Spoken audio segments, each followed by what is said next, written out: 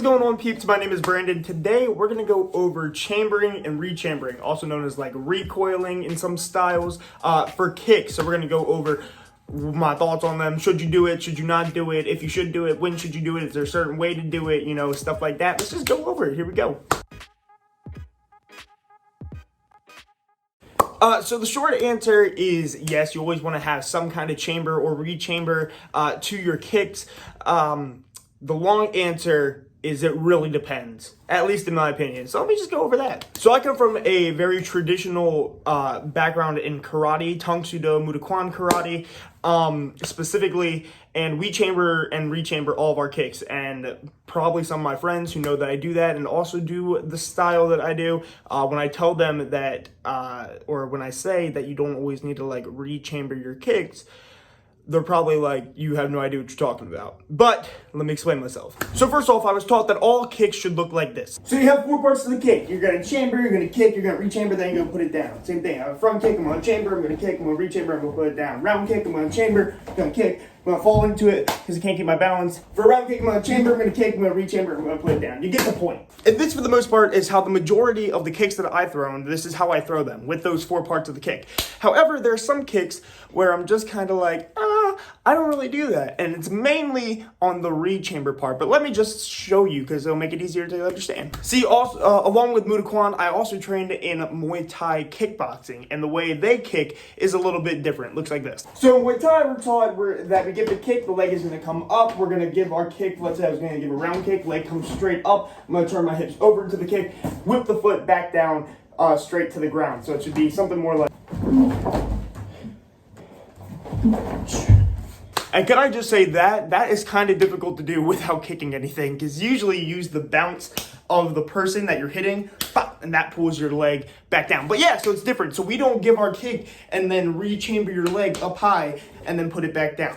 Let me go over the pros and cons of that. So first off, why would you want to like chamber your foot, kick it out, rechamber it, and then put it down? Well, in the traditional karate sense, I don't think I was actually, in my 13 years of doing karate, I was ever told specifically why we rechamber. It's just something I was like told that you do because it's correct. And what I've been able to get from it is basically one, it shows that you have control of your body, so we're not going to be like kicking and flopping our legs down to the ground. And 2, it sets you up for like double pump kicks. So if I wanted to give 2 kicks at the same time, like bop, rechamber the foot back in, bop, give another kick, something like this. However, when I did Muay Thai, we didn't really have that third part of the kick where you rechamber your leg back up high.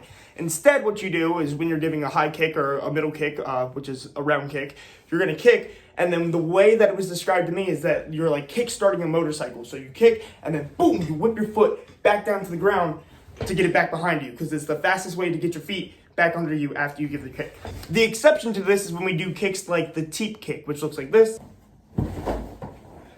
On that kick, we're going to bring our knee up high, we kick it out, we're going to bring it back up high before we put it back to the ground. We're not just going to kick and then drop it. But like I said, on the high kick, we hit the high like round kick, we're going to hit and then boom, whip our foot right back to the ground. So the pros of this and why I choose personally, if I'm going to throw a round kick and I'm really trying to put some damage behind, like try to hurt the person, I'm not trying to like set something up, I'm going to just hit them and whip the foot back down, is it just gets your feet under you. It gets you set up quicker. After you give that kick, bam, your feet are back under you, ready to go, right? You don't have to worry about bringing it back up and then putting it down, because if I'm not going to kick again, right, if I'm not going to use that foot to give another kick, there's no point in why I need to set it up to get ready to kick. Unless we're going to say, oh, you want to do it just in case. But really, if you're doing it just in case, you probably messed up somewhere. However, like I said, I use the other kicks where I rechamber my leg up high to the beginning starting position like I was going to throw it again. I do that all the time too. And that's if I'm trying to set up different kicks. If I want to do double pump kicks, or if I'm trying to do maybe like a side kick into a round kick. I'm going to give my side kick, rechamber my leg for the side kick, then bop, throw the round kick. So it looks like this. So both are not technically wrong, and I use both all the time when I do sparring. Important to mention, you want good recoils on your kicks, right? So what that means is if I'm going to give a Muay Thai style round kick where I kick and then whip the foot back down, it can't be slow where I'm just flopping it back down to the ground. You got to kick and then drag your foot, like pull it back down to the ground.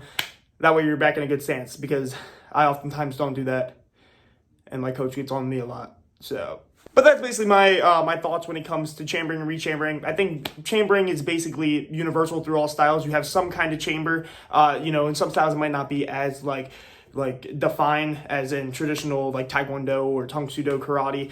But there's some kind of chamber. It's really just the rechamber, the rechamber. Do you want to bring it right back high? Do you want to whip it right back down to the ground? It really depends what you're trying to do. And I think that you should do both. But let me know if you agree with this. If you disagree, what your thoughts on it, that'd be cool. We just talk it out. Leave it down below. See you.